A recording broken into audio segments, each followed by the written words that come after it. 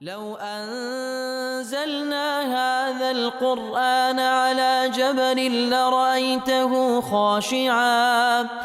لرأيته خاشعا متصدعا من خشية الله. وتلك الأمثال نضربها للناس لعلهم يتفكرون. الحمد لله والصلاة والسلام على رسول الله وعلى آله وصحبه ومن والاه. السلام عليكم ورحمة الله.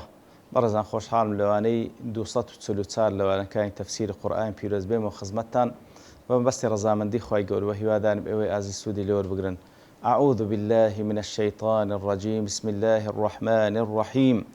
قل يا أهل الكتاب تعالوا إلى كلمة سواء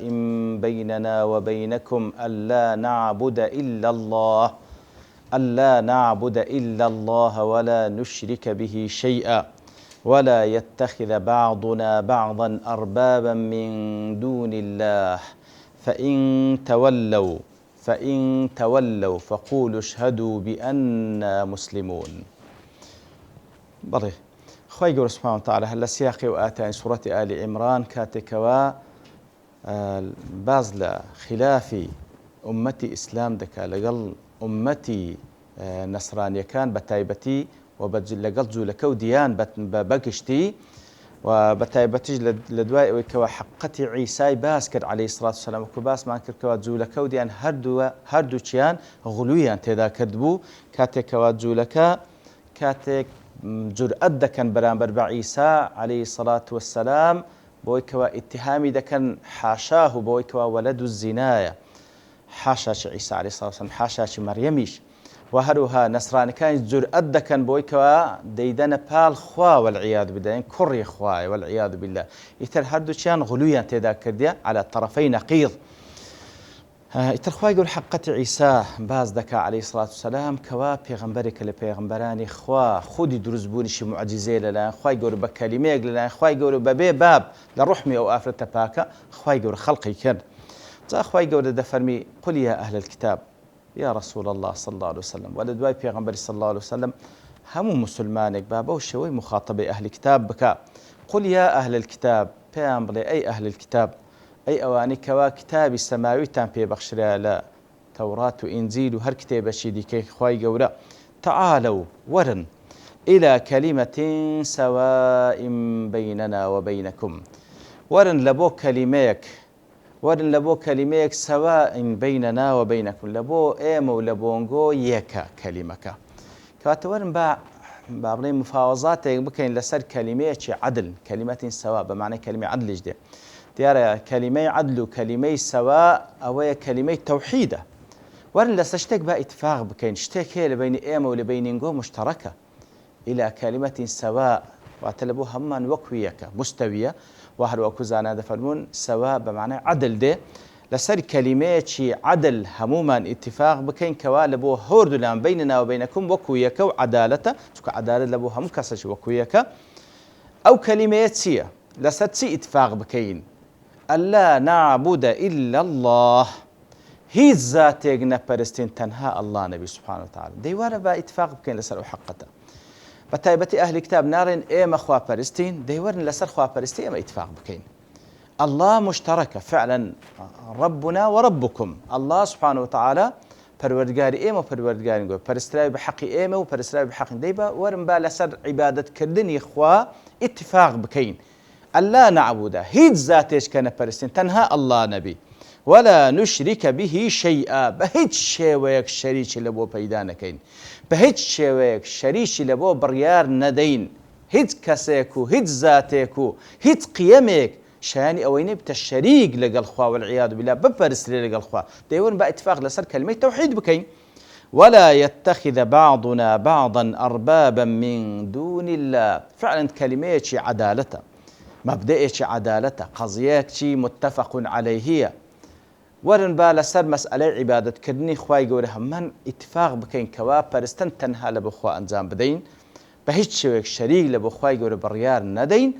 وهيج يك لإيما هيج يك نكين پروردگار لغير الله ولا يتخذ بعضنا بعضا أربابا من دون الله. هیچ کەسێک لەناو خۆمان نەکەینە ڕەب و پەرستنی لۆ ئەنجام بدەین. کەواتە هەمومان لەسەر ئەو کەلیمەی تەوحیدە متفق بین، عیبادەتمان هەموو لە بۆ خوابی شەریک لە بۆ خوای گەورە بڕیان نەدەین. هیچ یەک لە بەشەرەکان با نەبیتە پەروەردگار لە بۆ هیچ یەکێکمان. هەمومان بەندەی پە یەک پەروەردگارن کە ئەڵڵایە. ولا يتخذ بعضنا بعضا أربابا من دون الله. جا لێرەدا وەکو زانان دەفن کەواتە نەوەکو ئەوەی یەهود دەڵێ عوزەیر ابن الله والعیاذ بالله، عوزەیر کوڕی خوا، نەوەکو ئەوەی نەسرانیەکان دەڵێ المەسیح ابن الله والعیاذ بالله. کەواتە هیچ کەسێک نەکەینە ڕەب، چونکە کە فلانە کەسدا پاڵ خوای گەورە بە تەئکید ئەوەی دەیدەیە پاڵیشی مادام ئەو خوایە ئەویش هەر خوایە والعیاذ بالله.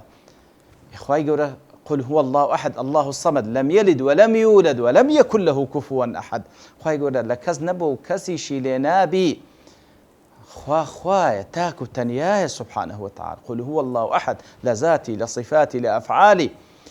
ئیتر با کەس نەکەینە خوا لەسەر خۆمان، نەعوزەیر نەعیسا نەغەیری ئەو دوانە لە پێغەمبەرانی دیکە عەلەیهیمو الصەلاة وەسەلام. ولا يتخذ بعضنا بعضا أربابا من دون حتى أحبار الرهبان. وكو خواي قول سبحانه وتعالى لسورة التوبة دفن اتخذوا أحبارهم ورهبانهم أربابا من دون الله. أوان أحبار الرهبان كان أحبار الرهبان كان حبر، أحبار جمع حبرة، حبر يهود، رهبان راهب باب جمع راهبة كاني نصراني. كواتا با علماء كاني جولكو ديان نكين برستراو لبو خومان. اتخذوا أحبارهم ورهبانهم أرباب من دون الله. كاتك وبيغمبر صلى الله عليه وسلم كلها سنن الترمذي ده هذا حديث صحيحة. كاتك واتيخين دو اتخذوا أحبارهم ورهبانهم أرباب من دون الله. أوان علماء كان خوان لجولك ولديان كرديان يان بخوا لغير خوا أوان يان دبرست.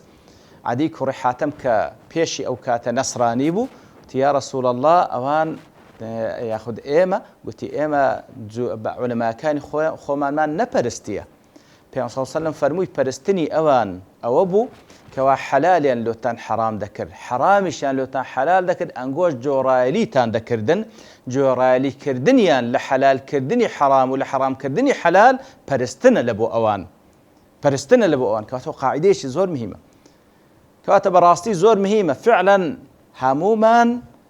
بەندەی یەک خوابین، هەر ذاتی ئەڵڵایە سبحانه وتعالى شانی پەرستنی بە هەموو شێوازەکانی پەرستن پێویستە شەریکی لۆ بڕیان نەدەین. هیچ کەسێش نەکەینە ڕەب و پەروەردگار لەسەر خۆمان، هیچ بەشەرێک شایانی ون ئەگەر پێغەمبەران شایانی پەرستنیان نەبی. لە خوار پێغەمبەران هیچ کەسێک بە تەئکید لە خوار پێغەمبەرانیش بە تەئکید من بابی ئەولا کەواتە پێغەمبەران و لە خوار پێغەمبەرانیش کە پێغەمبەران ئەشرەفی بەشەریەتن، ئەگەر ئەوان شایانی پەرستنیانە من بابی ئەولا لە خوار ئەوان کەس شانی پەرستنی نییە. ئەگەر عولەماش بن، عولەمای فلانە دین و فلانە دینیش بن، ئەگەر عولەمای جوولەکە و دیان و یاخود ئیسلامیش بن، غەیری ئەڵڵا سبحانه وتعالى هیچ کەسێک شانی پەرستنی نییە، هیچ کەسێک شانی پەرستنی نییە. بەو شێوازەش یەک لە شێوازەکانی پەرستن بەڵێ ڕکوع بردن و سوزدە بردنە لە بۆ خوا سبحانه وتعالى بە گەورە زانینیتی بەو پەڕی خۆشبستنیتی هەموو شێوازەکانی عیبادەت و هەروە یەک لە شێوازەکان وەکو پێغەمبەر صلی الله علیه و سلم لە بۆ عەدی کوڕی حاتم ڕۆی دەکاتەوە ئەوەی کەوا کەسێک بێ حەلالێکت لۆ حەرام بکە و توش بزانێ ئەو شتە حەرام بەڵام ئەو حەلالی کردیە، یان بە پێچەوانەوە حەرامێکت لۆ حەلال بکە و دەزانی ئەو شتە حەلالە و بەڵام ئەو حەرامی دەکا، جۆڕایەلیت لە بۆ ئەو کەسێکەوە حەلالت لۆ حەرام دەکە یان حەرامت لۆ حەلال، جۆڕایەلیت لە بۆی و دەزانی ئەو شتەوانیە، ئەوە پەرستنە، ئەوە بەخوازانینی ئەو کەسەیە، بەخوازانینی ئەو کەسەیە. ئەوزە هەر چێ بێ ئەو کەسە، ئایا عالیمێک بی بە ناوی دین یان دەسەڵاتدارێک بیان هەر کەسێک بی، ئەوە بەخوازانینیتی و بڕیاردانی شەریکە لە بۆ خوا والعیاذ بالله. کەواتە ئەو مەفاهیمانە پێویستە بەڕاستی ئینسانی مسلمان شارەزای بی.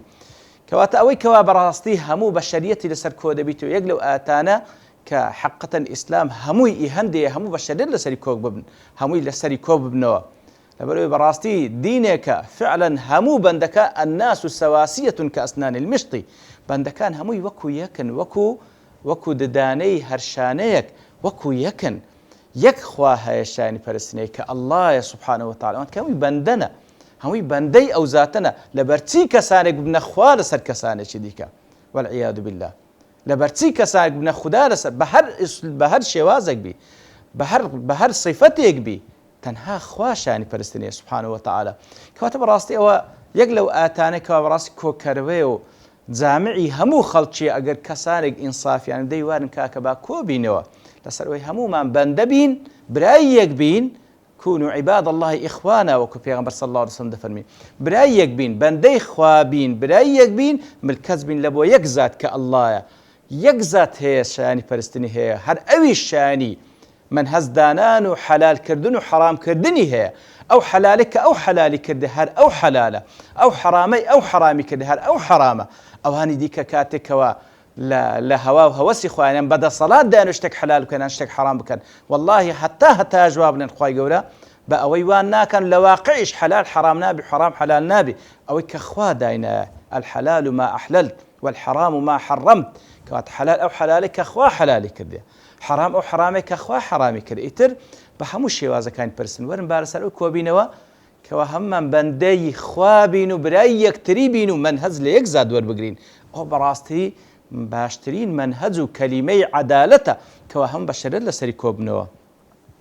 فإن تولوا أدي أجر ديسان تولوا بشتيان تكر آماد نبون لبو أو كلمة عدلو لبو أو كلمة كوا لبو همو لا وكويك آماد نبون بيبابن بن دي فقولوا اشهدوا بأننا مسلمون دي ما دام أنقو آمادنين من الكذب لبو حقي هر كسيك آمادنية من الكذب لبو أو حقي كوا وحدانيتي خوايا أو حقيقة همو بيغمبران بيهاتينا ألا نعبد إلا الله همو بيغمبران وما أرسلنا من رسول إلا ليطاع بإذن الله يأخذ ولقد بعثنا في كل قرية ولقد بعثنا في كل أمة رسول أن اعبدوا الله واجتنبوا الطاغوت وكل سورة النحل لهمو أمتك أخوة يقول بيغمبرين إلا لبو أويبوا أن اعبدوا الله واجتنبوا الطاغوت تنهى عبادة ذات الله بكانوا لهم الطواغيت أن دور كونه وكوالا غير إخوة برسين والعياذ بالله كواتا أجر كسيك آماد نبو من الكذب لبو أو حقي دي شاهدي بدا فقولوا اشهدوا أنقول شاهدي بدا بأننا مسلمون شاهدي بدا إيما مسلمانين شاهدي بدا إيما مسلمانين أو زأتوا أهل كتابي ياخد هرتسناوك اللي خودنايا آمادني من الكذب لبو حقي دي شاهدي بدا إيما مسلمانين أنقول مسلمانين مسلمان أويك من الكذب لبو التوحيد إخوائي قول سبحانه وتعالى مسلمان أويك واهيت كسيك بخوانا زين تنهى الله نبي سبحانه وتعالى فقولوا اشهدوا كوات إقراريا بيبكا اعترافيا بيبكا كوا أمن مسلمان كخوم تسليمي إخوائي وركر بقلب قالبو آمادما أو بري ملكسي لبو خواب من برام أنقول آمادنين فقولوا اشهدوا بأننا مسلمون يا أهل الكتاب هدسان لمناقشة أوان بيامر يا أهل الكتاب أي أهل الكتاب لم تحاجون في إبراهيم وما أنزلت التوراة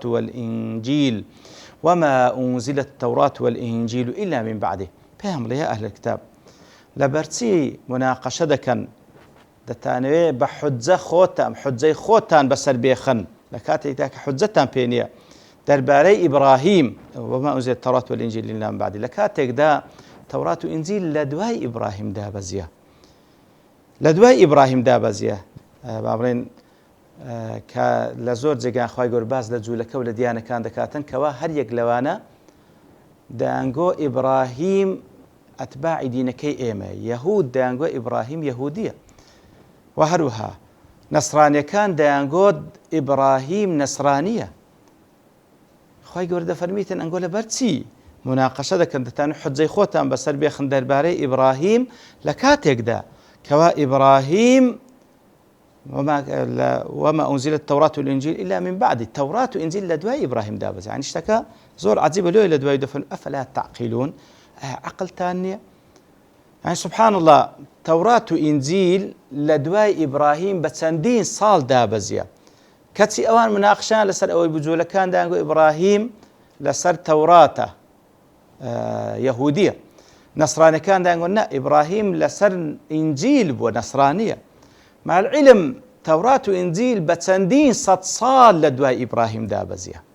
عليه الصلاة والسلام کەسێک عقلی هەبی ئەو قسەیە دەکات وێ دەفەرمی ئەفەلا تعقیلون لەبەر چەنگۆ مناقشە دەکەن لە شتێک